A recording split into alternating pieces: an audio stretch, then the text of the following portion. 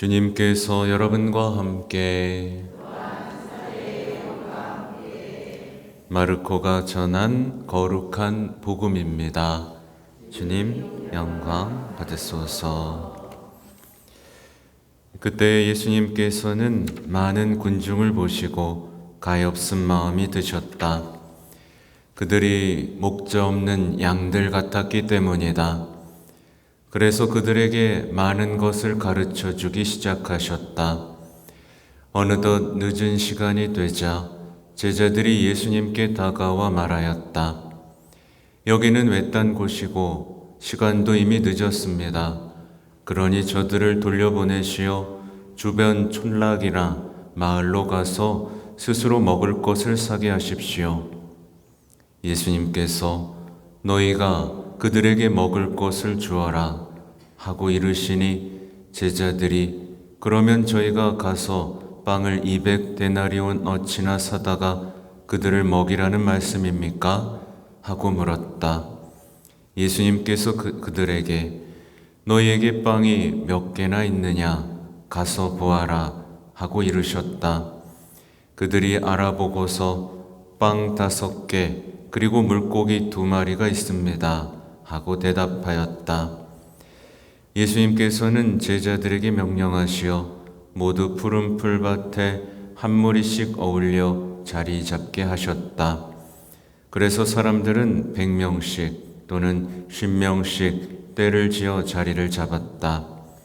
예수님께서는 빵 5개와 물고기 2마리를 손에 들고 하늘을 우러러 찬미를 드리신 다음 빵을 떼어 제자들에게 주시며 사람들에게 나누어 주도록 하셨다. 물고기 2마리도 모든 사람에게 나누어 주셨다. 사람들은 모두 배불리 먹었다. 그리고 남은 빵 조각과 물고기를 모으니 12광주리에 가득 찼다.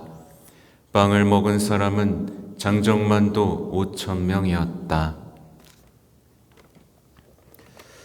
주님의 말씀입니다.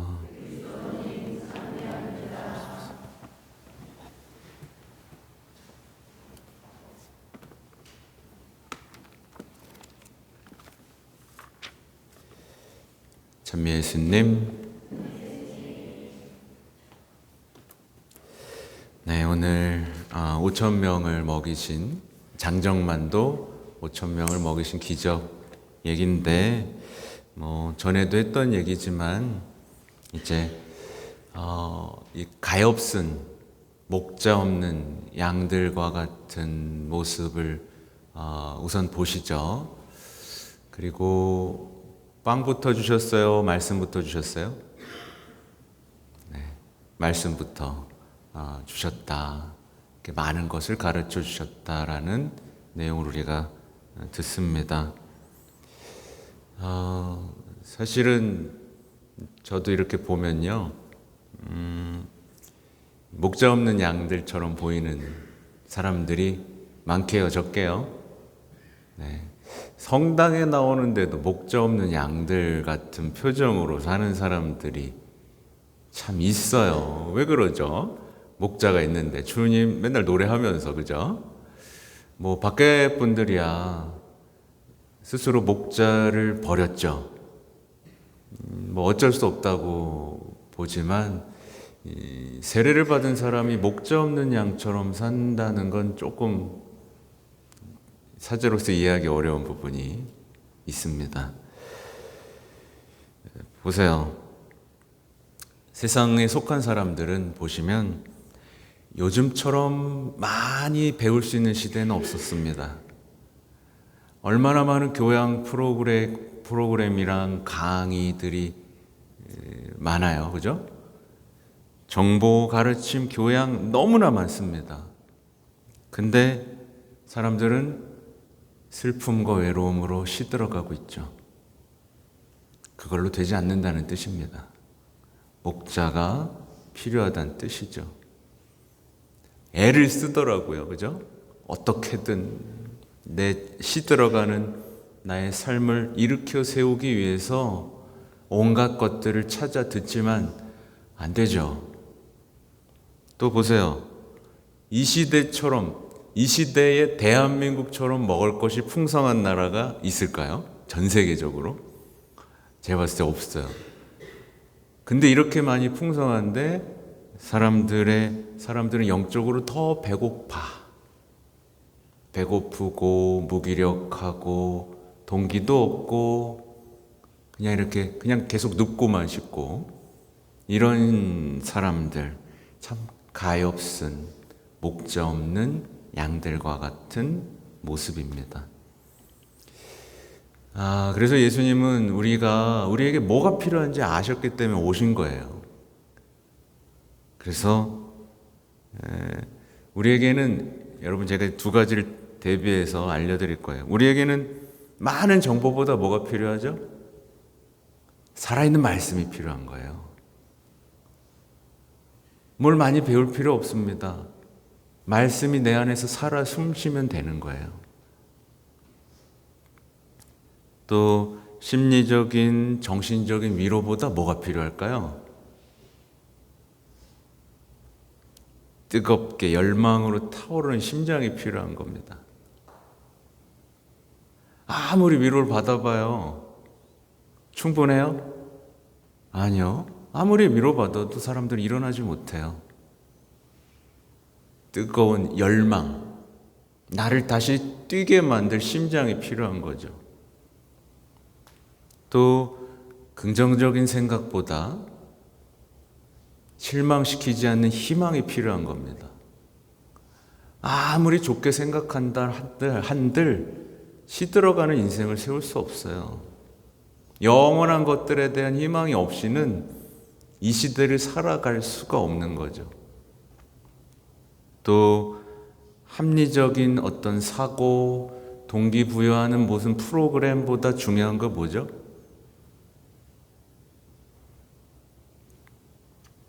인생을 사랑으로 불태우고 앞서간 한 존재, 이게 중요한 거예요.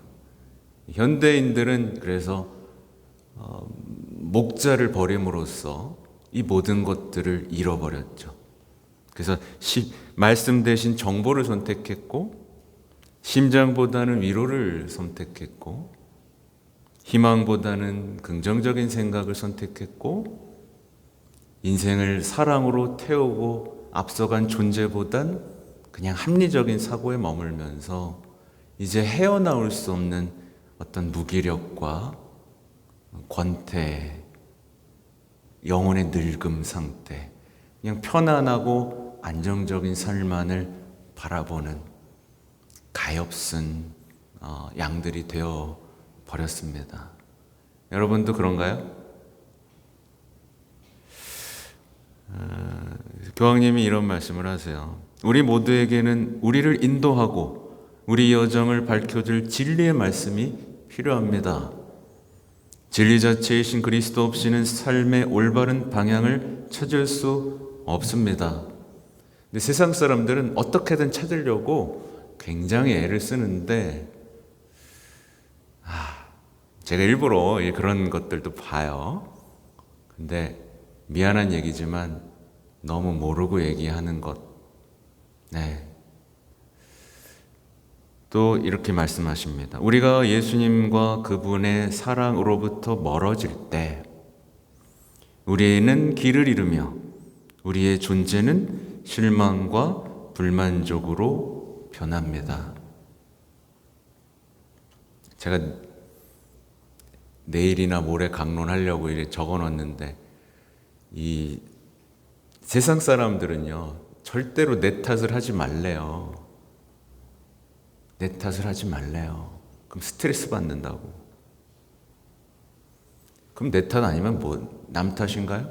그럼 남 탓도 아니래. 아무 탓도 아니래. 그럼 이 상태에서 하나님과의 관계가 맺어져요? 안 맺어져요. 그냥 공허한 존재가 돼버리는 거예요. 먼지 같은 존재가요. 근데 그걸 합리적인 사고라고 하면서 어떤 심리적인 구렁텅이에 빠지는 작업들이 저는 이게 보이는데, 그걸 막 들으면 사람들은 눈이 반짝반짝거리고 막 박수치고 막 신나하는 모습들을 보면 안타까운 때가 많이 있습니다. 아무튼 우리는 우리 곁에 계신 예수님과 함께라야 안전하게 앞으로 나아갈 수 있고 시련을 극복할 수 있으며 하나님과 이웃을 향한 사랑 안에서 성장합니다. 아무튼 뒤의 내용은 이제 우리를 앞서가신 예수님의 모습을 말씀해 주셨죠. 그냥 이거는 이제 본문하고는 조금 상관없는 개인적인 어떻게 보면 여러분에게 나누고 싶은 묵상을 적었는데요. 요즘에 주변을 보면 너무 삶과 사랑에 대해서 냉소적으로 말하는 이들이 굉장히 많습니다. 그쵸? 주변에, 그죠? 우리 더 사랑하자, 뭐 이런 사람들 있어요. 우리 더 희망을 갖고 용기 내서 예수님을 닮은 어떤 희생의 삶, 사랑의 삶, 같이 용기 내서 해보자 라는 사람 주변에 있어요? 없죠? 잘 없어. 대부분 야, 다 소용없어. 희생할 필요도 없고 사랑할 필요도 없어. 그냥 나만 보면 돼. 그냥 자신만 사랑하면 돼. 다 이렇게 얘기합니다. 그러니까 우리가 행하는 선이 아무 소용이 없고 악은 너무 커. 그러면서 이제 저놈도 나쁜 놈, 저놈도 나쁜 놈 하는 분노의 대상만을 찾는 이들하고는 좀 멀리 해야 돼요.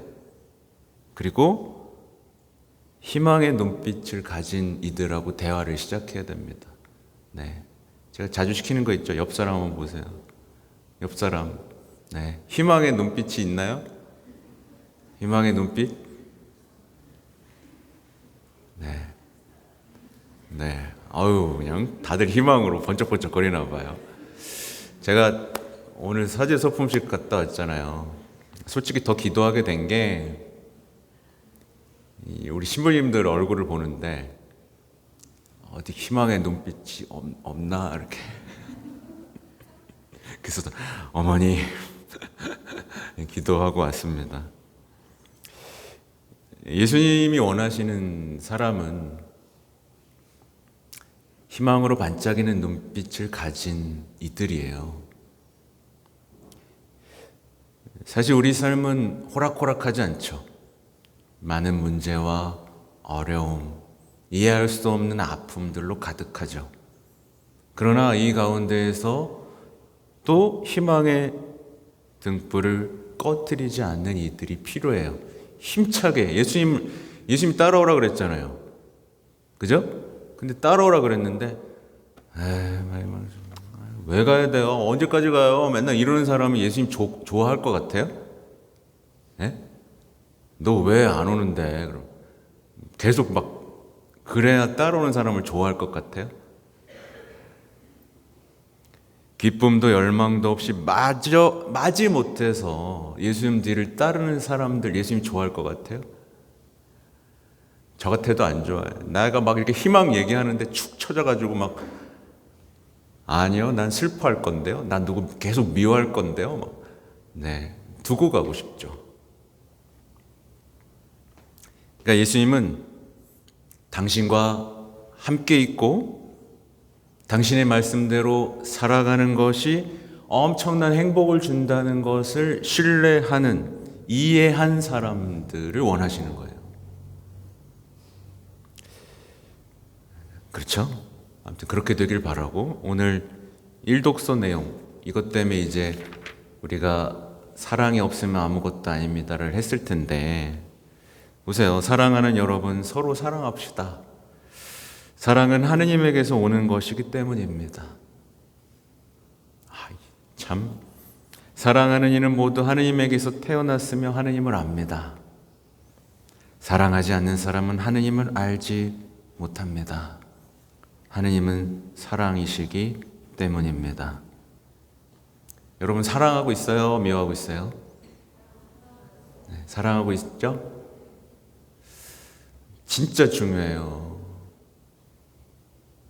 어떤 그리스도인이 이웃을, 타인을 자꾸 적으로 생각하고 때또는 악마화하고 원수로 여기고 있을 때 정말 큰일이죠. 큰일이에요.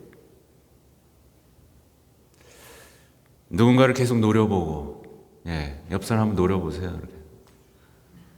노려보고, 쟨 성당 안 나왔으면 좋겠다. 모른 척하고, 그러다 못해 모함도 하고, 이런 사람은요, 빨리 도움을 요청해야 됩니다. 예수님, 저 어떡하죠? 고에서 와가지고, 신부님, 저 어떡하죠? 이게 안 없어지네. 도움을 요청해야 되는 거예요. 그거는 큰일 나거든요.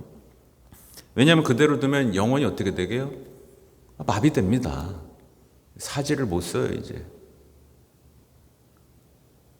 그리고 그때부터는 복음 눈에 들어와요, 안 들어와요? 안 들어오죠. 정신건강, 영성심리 이런 것만 계속 찾게 되고 계속 자기 합리화하고 자기 정당화했다가 힘드니까 혼자 힐링하고 셀프 힐링이죠. 이 반복되는 굴레, 반성과 후회와 셀프 힐링 속에서 어떻게 돼요? 이제 하느님의 영이 아닌 속이는 영, 악한 영의 지배를 받게 돼요. 이게 오래되면 빼내기가 어려워요. 어려워요.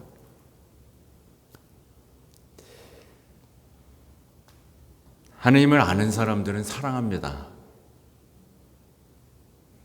하나님을 아니까. 하나님 아는 사람은요, 서로 사랑하고 희망하고 평화를 건설하는 일에 기쁨을 느껴요. 근데 하느님을 알지 못하는 사람은 누군가를 자기의 적으로 만들고 누구를 악마화 시키는 일에 그냥 삶을 소비할 뿐입니다. 그래서 우리는 알고 있어요. 뭐냐면 죄를 용서하시는 사랑에 대해서 알고 있단 말이에요. 알아요, 몰라요? 알죠? 이거 모르는 사람처럼 살면 안 됩니다. 이런 것들이 우리 신앙 안에 얼마나 가려져 있는지 몰라요. 또 여러분 영원한 생명 알아요, 몰라요? 그죠? 천국에 들어갈 준비해요, 안 해요? 그죠? 마지막 심판의 기준 알아요, 몰라요? 알죠? 하나님 나라가 어떤 모습인지 알죠? 밀과 가라지에게 알죠? 겨자씨에게 알죠? 다 알면서 이걸 아는데 사랑을 못할 이유가 없습니다. 왜 이걸 다 모르는 사람처럼 미워하고 사는지 정말 어떨 때는 불쌍해 죽겠어요. 그렇죠? 특히 요즘에 시노달리타스 얘기했을 때 친교, 참여, 사명. 여러분 사명 찾았어요? 못 찾았어요? 잘난 척하는 거 말고. 잘난 척하는 거 말고요. 진짜 겸손하게 만드는 사명.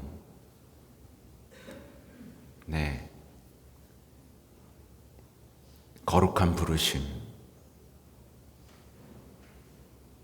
이런 거를 알면 정말 그 사람은 아름답게 인생 삽니다.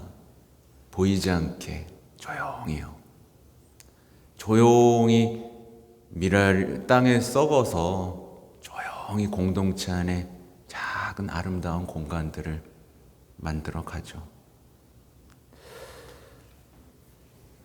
아무튼 제가 처음 얘기한 것처럼 이 시대에는 정말 그러니까 이 희망이라는 건 이 시대를 꿰뚫는 가르침이에요.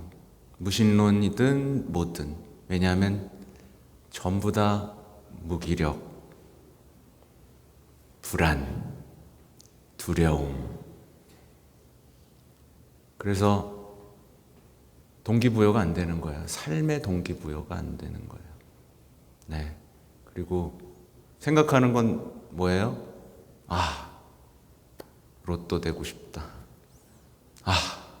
돈 좀 많았으면 좋겠다. 나도 저것처럼 여행 가고 싶다. 이게 어떤 뜨거운 심장이 없어.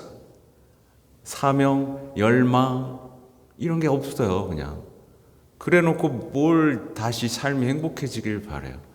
없는 거예요. 그죠? 행복선언 얘기도 한 것처럼 우리는 하나님을 압니다.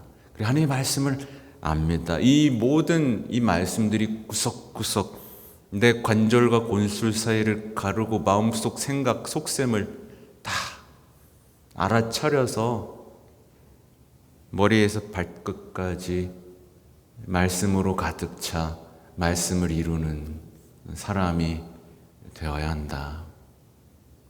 네. 무엇보다 정말 성모님과 함께 기도하는 가운데 그 성령의 자유로운 아름다운 삶을 살 수 있어야 된다. 여러분의 삶이 오늘 그렇게 펼쳐지는 계기가 되기를 바랍니다. 아멘.